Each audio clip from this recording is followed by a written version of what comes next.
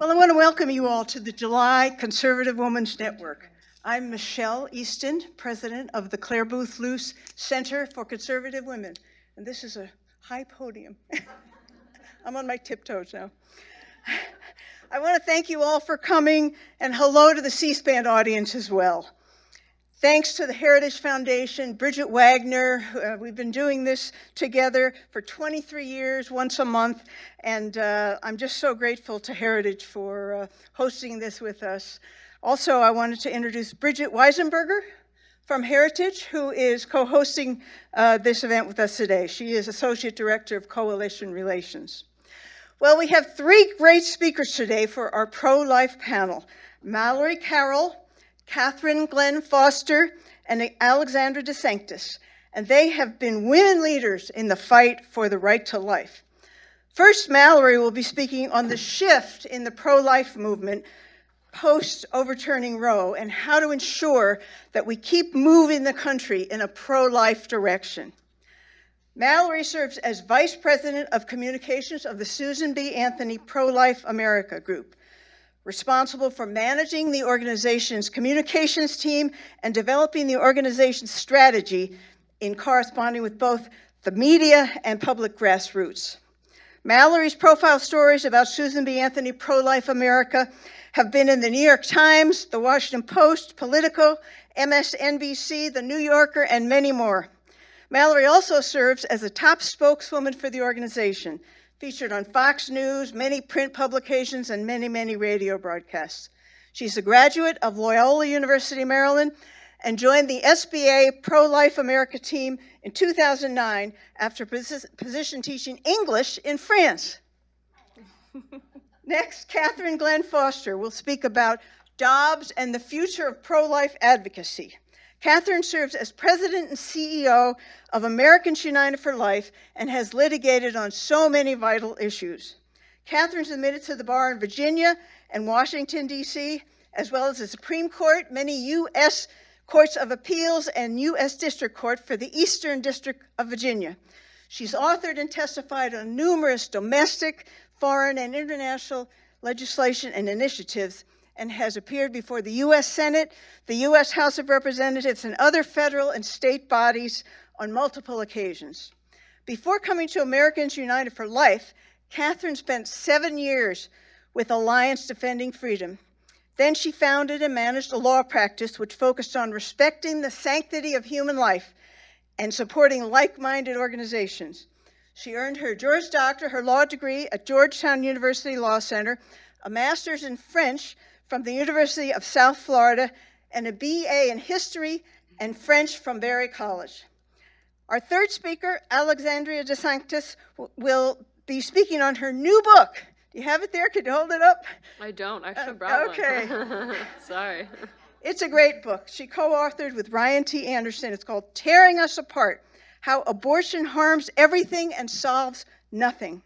She'll be discussing how the pro-life movement can make the best case against abortion by explaining that it's harmed every aspect of our society. Alexandra is a staff writer at the National Review and regularly publishes reports and commentary for both the National Review print magazine and National Review online. She's hosted many National Review podcasts, speaks often on college campuses and conferences. Yesterday she spoke at a Young America's Foundation high school conference along with Carolyn Cree here from our staff, and at many conservative events across the country. Her work's been published in the New York Times, the Wall Street Journal, the Atlantic, the Washington Post, the Washington Examiner, America Magazine, and the Human Life Review. She's a 2016 graduate of the University of Notre Dame. Following today's speakers and Q&A, after that, we hope you'll join us in the foyer outside for some lunch. So now please join me in welcoming today's pro-life panel.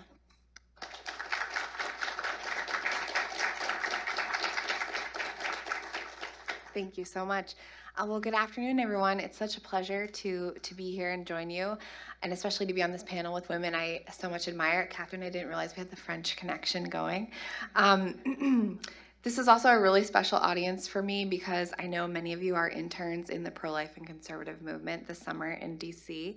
And I started exactly where you are, back in 2009 at what was then called the Susan B. Anthony List. I was doing your most basic intern things, answering the phone, making fresh cups of coffee. This was before K-Cups and Nespresso. Um, I was writing some blog posts, also cold calling the New York Times eventually. Is anyone doing that this summer? No? Well, I was talking to them about our pro-life political campaigns and how and why we believe that pro-life is a winning issue, and how we were intending to engage voters on this in key elections in order to impact the bottom line and to elect pro-life champions and then work with them once they were in office to pass life-saving law and policy. And it's really profound, as I was just thinking about what to say to you guys, reflecting back on that time as an intern and seeing how much has changed in the 13 years that I've been an advocate for life in Washington, D.C. And of course, the pro-life movement, though, is decades old, right? Hundreds of thousands of Americans have been working in various ways across the movement to get us to this point. And one key contribution that I believe Susan B. Anthony has made, and something that I hope to encourage you all to continue in the future, is to engage politically, to keep engaging politically in the post-Dobbs era. So for 50 years, we marched, we prayed, we began crisis pregnancy centers to serve women in their communities. All of that is vital, and we wouldn't be here without it.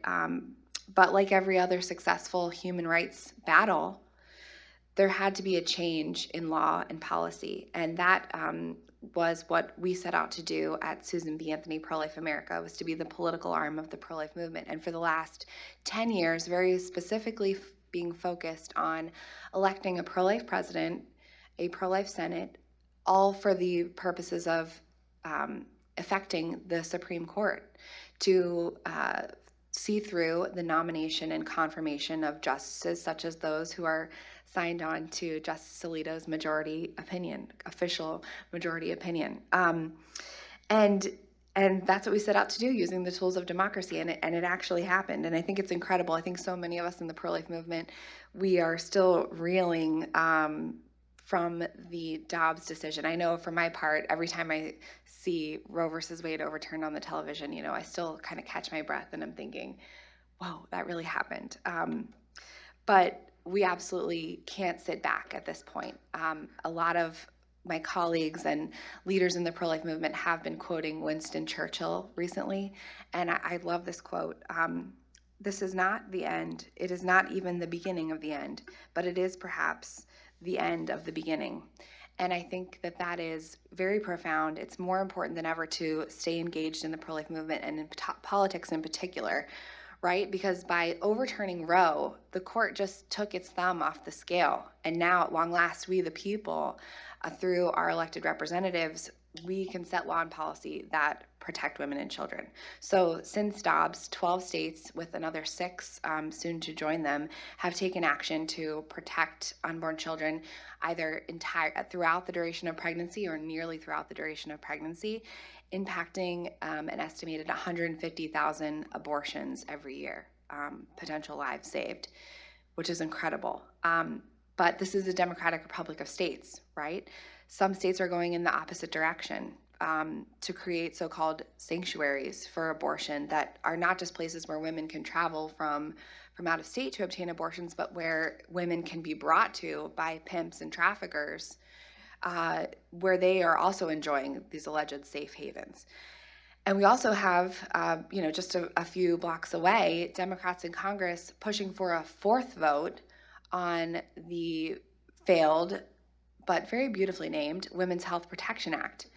And we cannot let our fellow Americans fall for this lie that law is about protecting women's health. It's very deceptively named. It's actually worse than the status quo of Roe, because not only would it return us to abortion on demand being the law of the land, paid for by taxpayers with as little regulation as possible, but it's incredibly undemocratic. It would prevent future lawmakers, state and federal, from passing laws that protect life. So we're going to need very strong federal lawmakers to push back on that agenda here in Washington. And what's more, many people agree, myself included, the only way we're going to protect babies in those hardcore pro-abortion states in the near term is going to be through federal action, protecting babies past a certain point in gestation. That's the only way we're going to save children in New York, California, my home state of Maryland, Illinois. And these are the states where more than 56% of abortions are occurring and will continue to occur. So, in order to reach the majority of these babies that are suffering and dying from abortion, we need federal action. And back in the pro-life states, not only are the pro-life laws and the pro-life lawmakers who are championing them going to need to be supported year after year, election after election, but we need more resources, right, for moms and for babies who are now welcoming unplanned, unexpected children in especially the states, the 16 that I mentioned, or 18 that I mentioned, that are being most aggressive, most ambitious to protect life.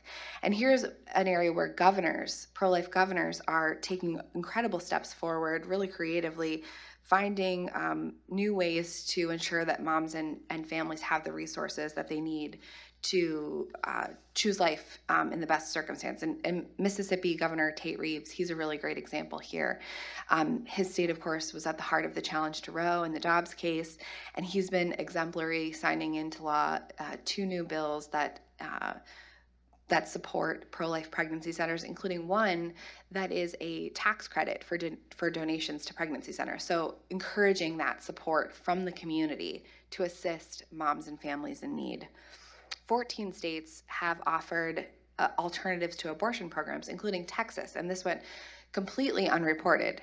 Well, maybe not by Alexandra, but Texas passed, when they passed their Heartbeat Protection Act, they also authorized $100 million of funding for women and children in Texas. Many of those dollars have been authorized to pregnancy centers, which for decades we know have been offering free care to moms and families, material and financial assistance, medical care, sometimes housing if they're maternity homes, parenting classes, job training, everything that a struggling mom or dad might need to make that situation easier when they're taking care of new life. And that's all provided by members of their local community. So we know that these centers, on a cultural level and financial level and political and policy is wise as well, they need our support more than ever. Since the leaked draft opinion, there's been more than 40 incidents of violence against these non-political places. Everything from firebombing to windows being smashed, you name it, vandalism. And we need elected officials at every level speaking out against that violence. So in closing, because I want to hear from these other ladies, the road ahead is going to be bumpy and winding, but what I want you to take away from this is that there is a road, right? It did not end June 24th outside the court. There's so much more work to be done in the states and in Congress and in our communities, but it's going to be worth it to have America's future, America's children, welcomed and protected under the law. So thank you, and I look forward to the Q&A later.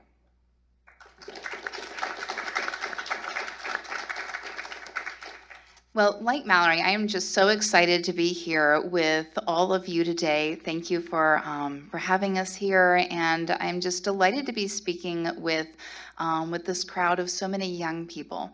Because, as you said, the road is just beginning. Our workload has we were trying to, on a webinar earlier this morning, we were trying to figure out what the term is for, like, you have tripled, you have quadrupled, quintupled. I can get up to about 9, 50 times. I have no idea.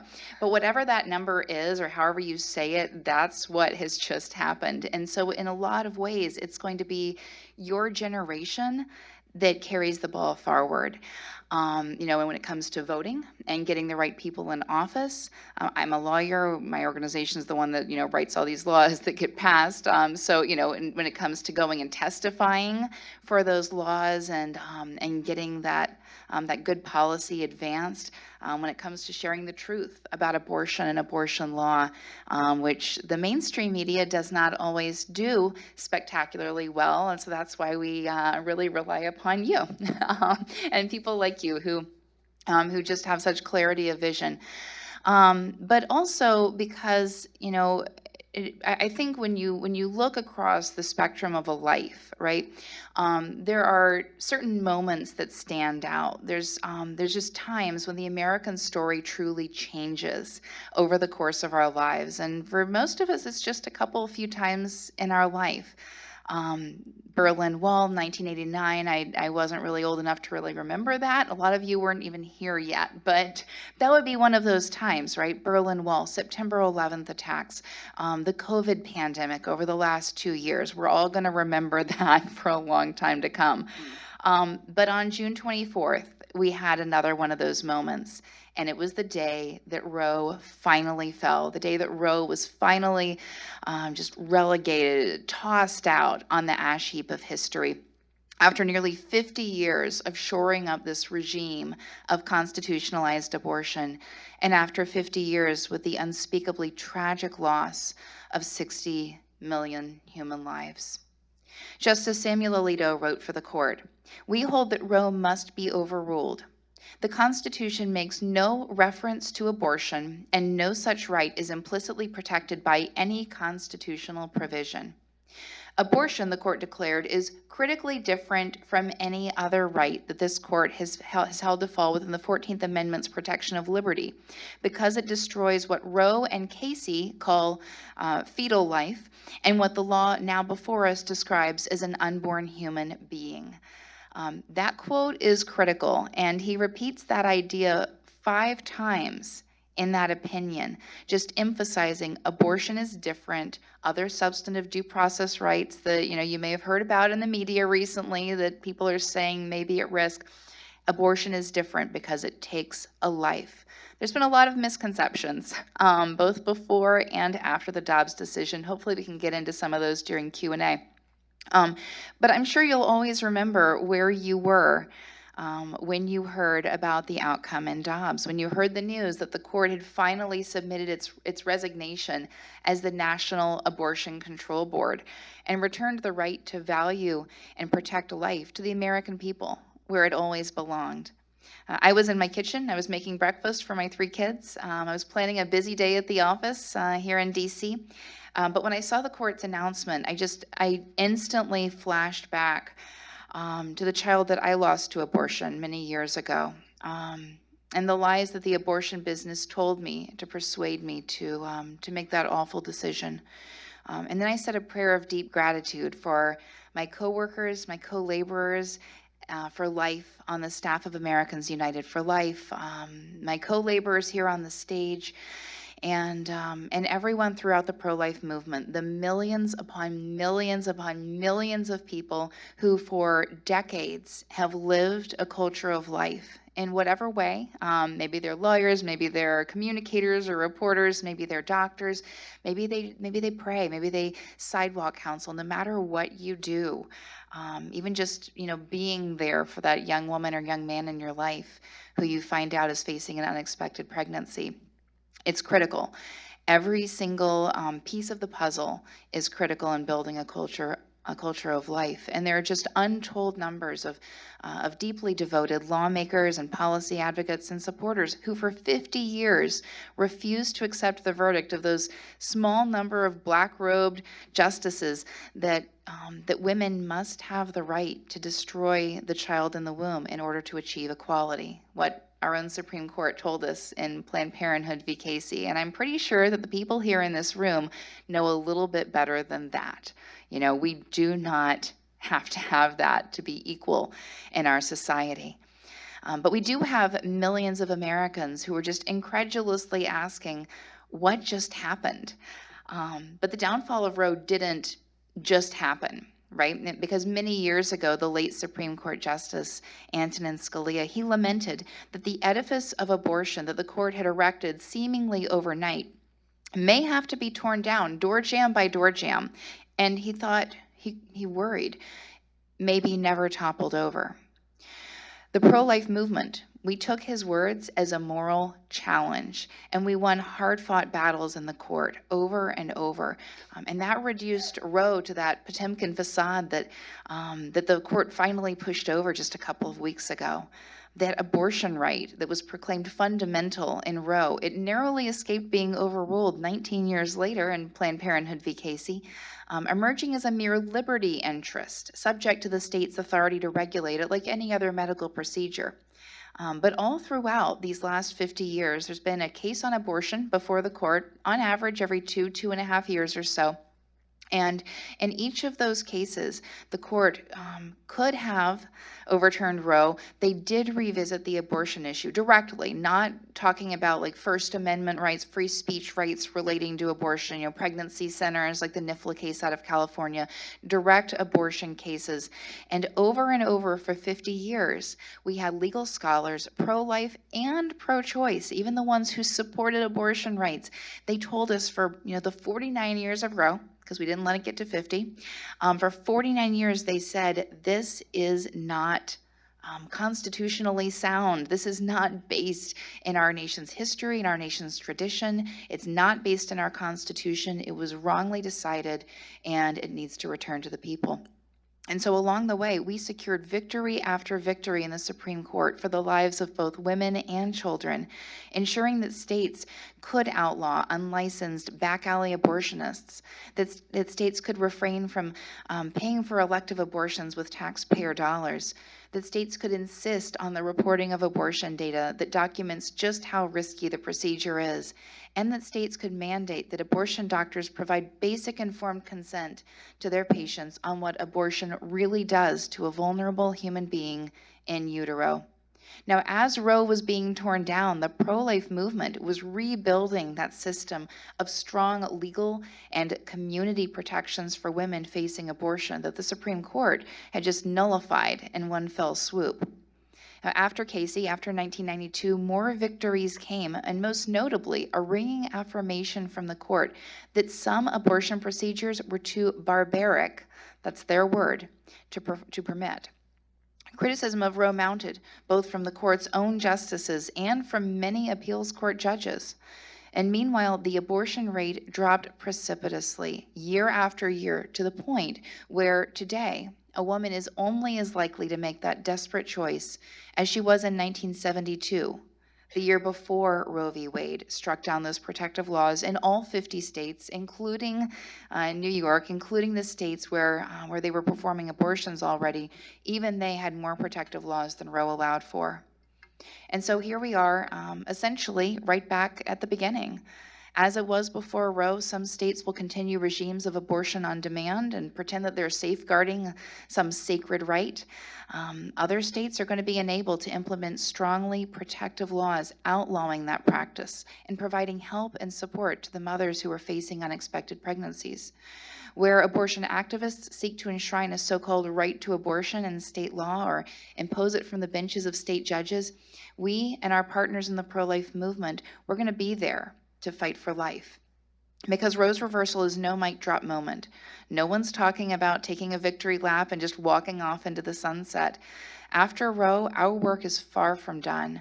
We're going to keep defending human life until every precious human being is welcomed in life and protected in law, as we've affirmed for 51 years now. We at AUL are advancing the human right to life in culture, law, and policy.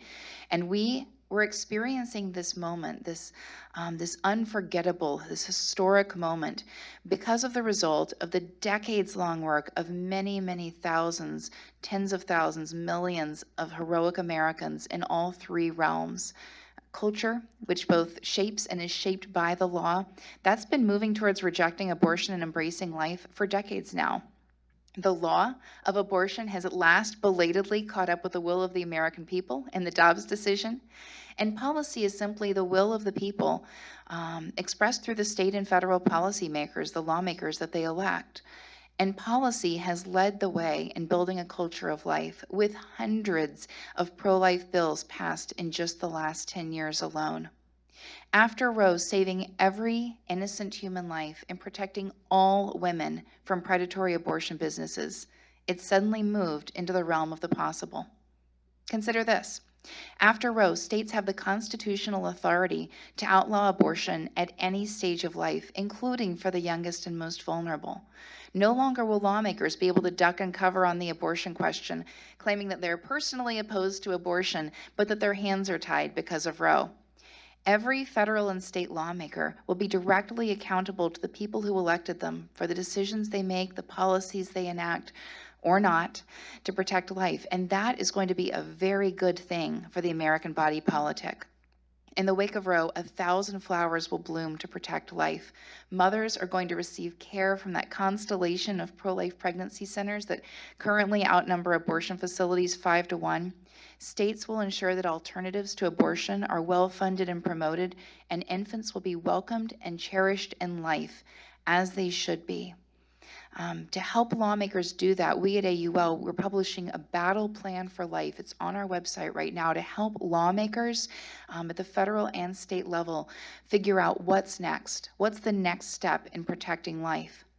And this can be done also, as you said, at the federal level, because after Roe, no longer is there not any federal constitutional right to elective abortion. There's no federal interest in elective abortion.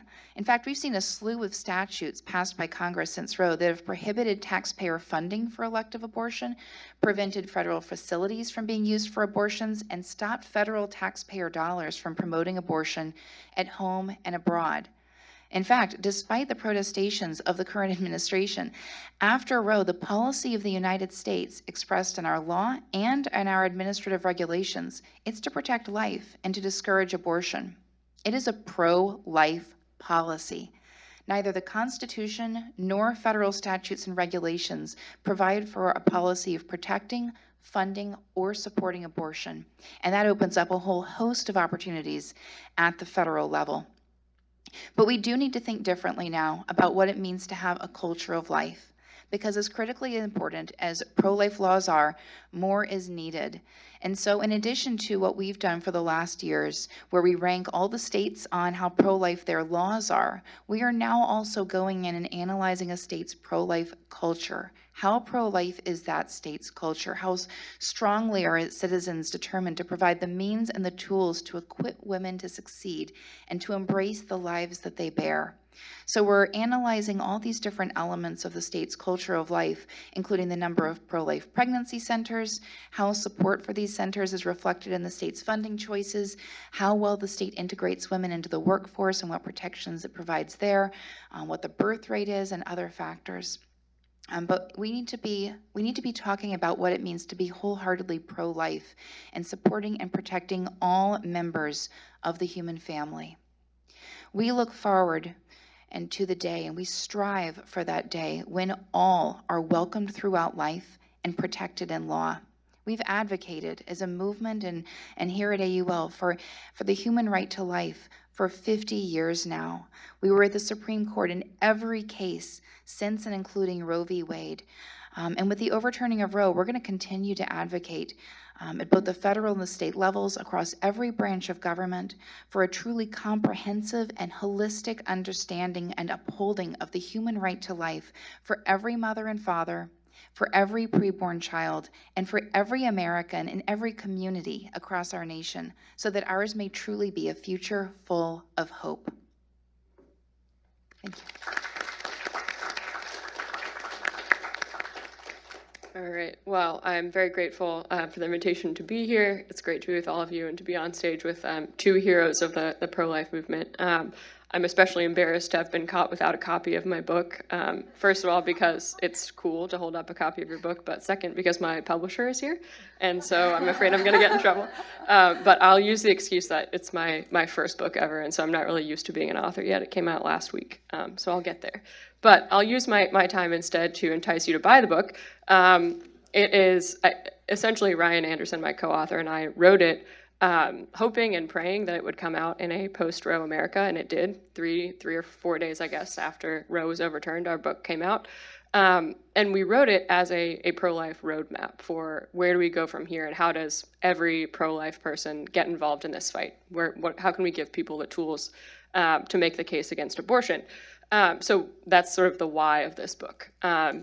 we thought it was the moment in history that we needed something like this. And there have been books about abortion before, but to my knowledge, there hasn't been a book or a case made, a really thorough, comprehensive case as to how abortion harms everything. And I think that's what really makes it a unique argument, and what I want to kind of impress on all of you today with just my few minutes here. The case against abortion has to go beyond the fact that it kills the unborn child. And that is, of course, the foundational, fundamental harm of abortion. That's where the evil begins. That's a grave moral wrong. But we have to be able to go beyond that. And that's sort of the argument of the book, right? If this is an evil act that takes the life of a human being, and if we have for almost 50 years legally permitted this act, if our society has come to accept it, and if even after Roe it's going to continue happening, how could that not be harmful to every single member of the society? Right? How could we not all suffer as a result of living in a society that permits lethal violence as some kind of solution, right? This was pitched as a solution, something that would make our society better, would make women better off, and it hasn't been that at all. Of course, it's gravely wrong, but it also hasn't solved any problems, and we were hard pressed in writing the book to find any example of something that it's made better. So that's why this book and why now. The argument of the book, we kind of go through the different aspects of society that have been harmed by abortion in addition to the unborn child. So I'll take you through a few of the points that we make. Our first chapter is very basically, the unborn child is killed by abortion, right? And so we rebut all the various silly pro-abortion arguments. This is just a clump of cells. No, in fact, it's biologically speaking, a unique human being, a living human being. The silly moral argument that this might be a human being, but not a human person, not somebody who deserves the respect of our laws. So we rebut that point. We say all human beings are creatures with dignity, deserve our respect, and deserve the protection of our laws. No good or just government can fail to protect, at the very least, the lives of the innocent. So that's our first chapter, and it's quite lengthy and philosophical, thanks to my co-author. But from there, I have to make fun of him even when he's not here. The second chapter is about women, and this chapter I think is especially crucial because the best argument for abortion, in my view, that still fails, but the best argument is women suffer and face all kinds of difficult situations, and therefore they need abortion, right? Abortion somehow makes women better off, helps them to be equal to men, helps them to be free. That's the best case. And we walk through why it fails and why abortion has not made women better off. And so we address two sets of harms. The first is the harm to women who've had abortions, and this is something Catherine can speak to quite a bit and has written about, and we actually quote her story in our book. It harms women, and we're told women are always better off when they get an abortion, women never regret their abortions. This is simply not true, and all of the data to the contrary, the stories to the contrary, are just ignored or dismissed or even attacked by supporters of abortion because they don't want to reckon with the fact that actually many women do suffer as a result of having an abortion. That could include physical complications, immediate physical complications, long-term physical problems with future pregnancies, or increased risk of breast cancer for later term abortions. And then we talk about psychological complications and side effects, women who experience elevated rates of depression, anxiety, drug and alcohol abuse, even suicide as a result of having had an abortion. And these women are, like I said, just cast aside by the pro-abortion movement because they undercut the argument that abortion is always a solution for women. But then secondly, we make the point that abortion in a pro-abortion society is actually bad for all women, even women who haven't had abortions, in the sense that abortion takes the male body as the norm, right? It says that there's something wrong or dysfunctional about the fact that a woman can become pregnant, and so abortion is this kind of nice, easy solution so that women's bodies can function like men. They can just walk away from sex the way men can. They can go back to the workplace easily. They can participate in life on equal footing. But what this argument misses is that abortion's an act of lethal violence against her own child, right? And so a woman's not actually free if the solution offered to any set of problems is to turn her child into her enemy and to enact violence against that child. That's not actually a solution of any kind. So in that way, abortion has created, I think, a culture that's even more inhospitable to women than it was prior to Roe. Our third chapter, we talk a bit about what we call lethal discrimination in the womb. So abortions that target baby girls because they're not baby boys, abortions that target disabled babies or babies that are diagnosed with disabilities or Down syndrome in the womb, oftentimes inaccurately. That's another place where we quote you, actually, based on your experience with that false diagnosis, which happens a lot, and people choose abortion based on these false diagnoses of disabilities. But even if the diagnosis is correct, right, what kind of society are we if we treat disease by exterminating human beings, right? Is it actually a solution to Down syndrome to kill people with Down syndrome? Of course not. That doesn't solve anything. And then we talk about the elevated rates of abortion in non-white communities and how the left really points to this as some kind of victory, right? They say, let's build all our abortion clinics in low-income or minority communities. That's great for these people. It's not, right? If it's true that these people are accessing abortion at higher rates, that's a problem. We should help these people, help everybody, regardless of their race or their socioeconomic status, welcome life. And we shouldn't celebrate the fact that some populations access abortion at a higher rate. Our fourth chapter focuses on medicine. And here we talk about how the kind of lie that abortion is healthcare has really infiltrated everything, every aspect of our medical system, right? If an act of violence, this medically unnecessary act, is now considered to be essential women's health care, how could that be good for our doctors or our medical system, right? Doctors are now treated as technicians for hire, essentially, rather than professionals, because they're being commandeered into performing this act of violence that is not medically necessary. And we get into a bit of the history of the medical association's involvement in pro-abortion lobbying and how that's continued to this day. And then our final three chapters talk about law, politics, and culture, which are very expansive, and I won't get into all the details, but we critique Roe v. Wade and the history, which Catherine's laid out very successfully. We talk about how this has affected our politics, how the Democratic Party has become corrupted by its intense pro-abortion stand, right? Think about how much better off we would all be if both of our political parties rejected violence against the child in the womb, right? If we had two parties, and I would still be a conservative for other reasons, but that would be a big step forward for our country if we had two political parties committed to defending all innocent human life. And then finally, in our chapter on culture, we touch on the corruption of the media, Hollywood's pro-abortion bias and how that affects viewers and observers and kind of changes hearts and minds without people realizing it. And the bias of big business, which unfortunately has become even worse since we wrote and published the book. Corporations have been coming out in droves to promise to pay for abortion-related travel. There's no comparable promise to pay for adoption-related travel.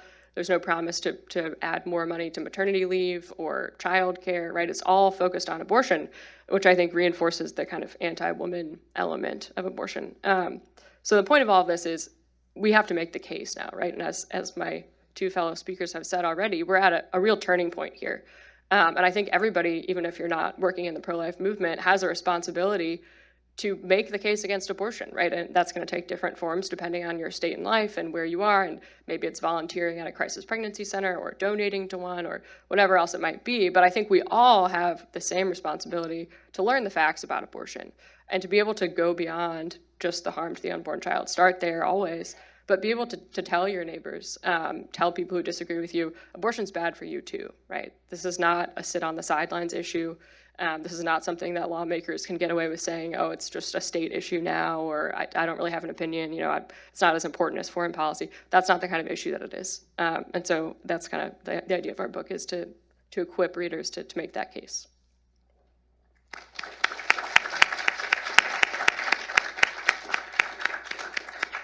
Excellent statements from these three leaders. It's a time of celebration, as you said, but as Churchill quotes, at the end of the beginning only, the road is long. Well, we have a little bit of time for questions before we lose C-SPAN. We have two Luce Center staffers here, Caroline and Lindsay, holding mics. I would ask you to wait until you have the mic to speak so that C-SPAN can get it. Questions, and if you'll designate which of the ladies, we don't really have time for all three to answer, so decide which one you want to answer your question. Yes, ma'am, here's a mic. Hi, I can't, unfortunately, I can't see is it Alexandria? Alexandra, yeah. Thank you. Most recently, they had a case of a 10-year-old who was seeking an abortion in a different state, and I think that's probably the only thing your book didn't talk about. And that, and as pro-life as I am, and I know it's extremely rare statistically, but it still does happen, and that is the only area that I have difficulty explaining. I don't know that there's any way to make a 10-year-old comfortable Yeah. having a baby under those circumstances. How do you talk someone through that? How do you defend that, particularly under the circumstance of having been violated already? Yeah. I mean, obviously that child is never going to be okay, but what are your suggestions for that? Sure. Yeah. Thank you for the question. So I think you're referring to the story of a 10-year-old having been raped and seeking an abortion, right?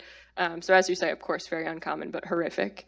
We don't touch on that specific example in the book, but we do talk about the rape exception, because I think this is where the pro-abortion case is quite strong. But ultimately, I think it fails because it doesn't solve that child's problem, or a woman who's been raped's problem, to then turn around and enact violence on her child. And it isn't the fault of her child that evil thing happened to her, right?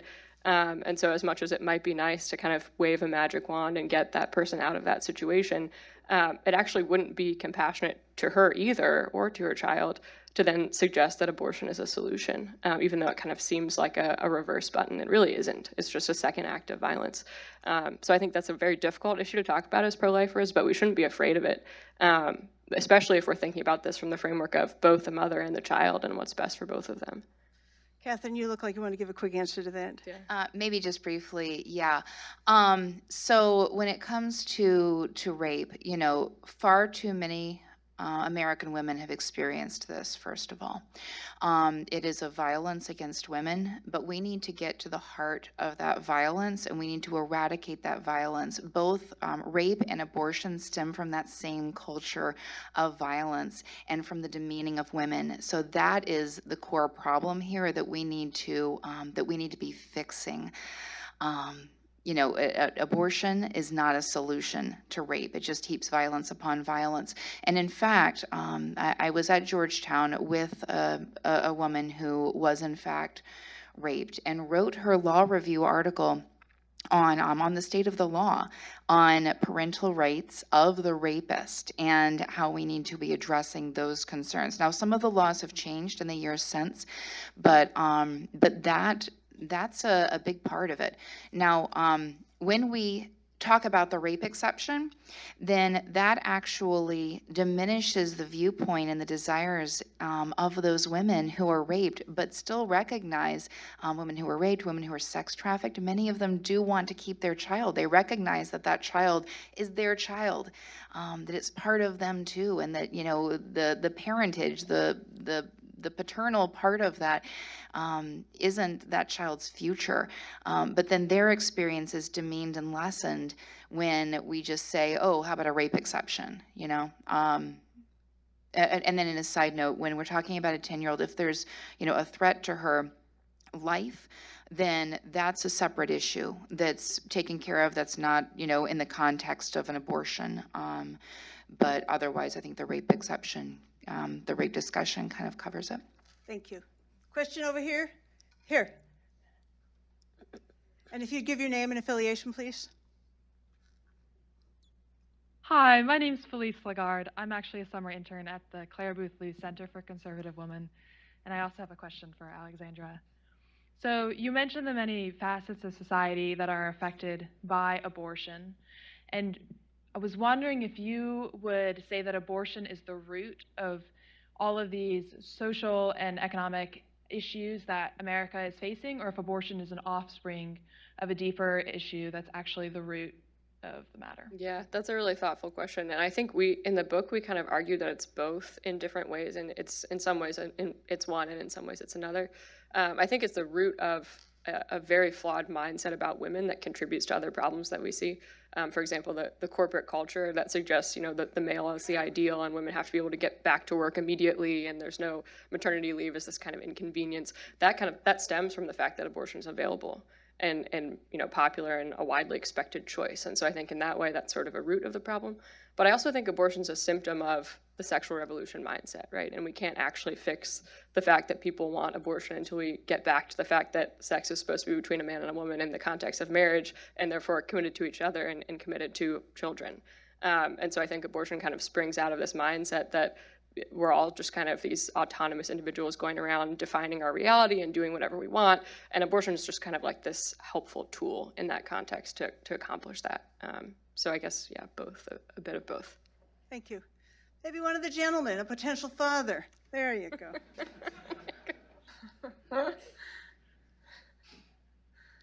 Thank you. I'm Isaac Bach from the Heritage Foundation. I had a question for you, Catherine, about the law related on the federal level to abortion policy going forward.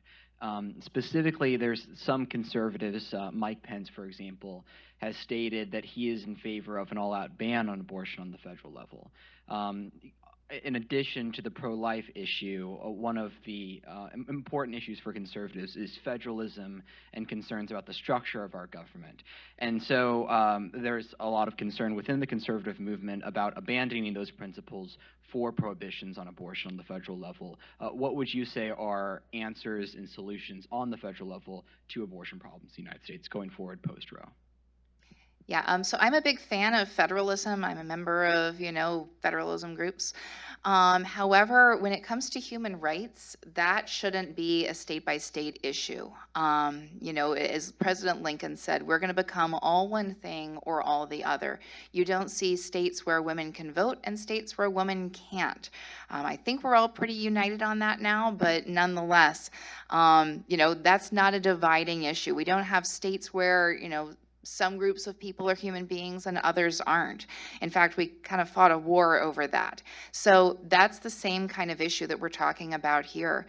We will eventually get to the point, I think, where across the board, we recognize that every single human being, no matter their size, no matter their location, their, any other aspect or attribute, no matter, there any disability or any other way you can define or try to detract from their human status, as we've seen tragically for so many hundreds, thousands of years now, where we all are human beings with equal human rights.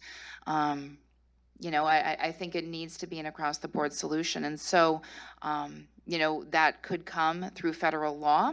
That may be a starting point. Federal policy, certainly. I co-authored with Josh Craddock and Chad Pecknold the Lincoln proposal, which advocates for policy that the next pro-life administration could pursue. But also, I think ultimately we need to be working towards a pro-life amendment, a constitutional amendment that's going to, across the board, protect human life.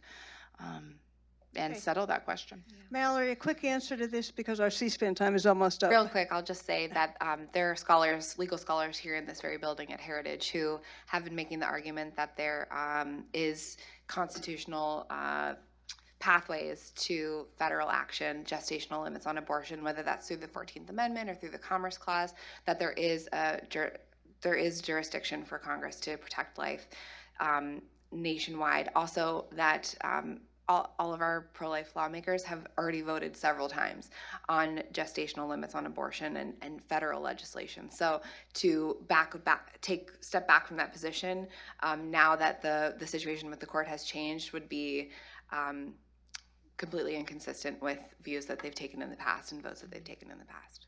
Thank you so much. Mallory, Catherine, and Alexandra, what an excellent presentation. Thank you so much. You are three courageous ladies. And I have something special for you. This is a cup, our limited edition coffee mug with the Clare Boothe Luce quote, "Courage is the ladder on which all the other virtues mount." That's beautiful. Thank you. And I have one more item. My publisher too, Alexandra. But see, I've been at this a little bit longer, so I want to give you all a copy of my book that we published not too many months ago, How to Raise a Conservative Daughter, with many thanks to Tom Svensson, Regnery, and just thank you all. Thank you all for coming. What a great presentation, and we've got a great Heritage lunch outside.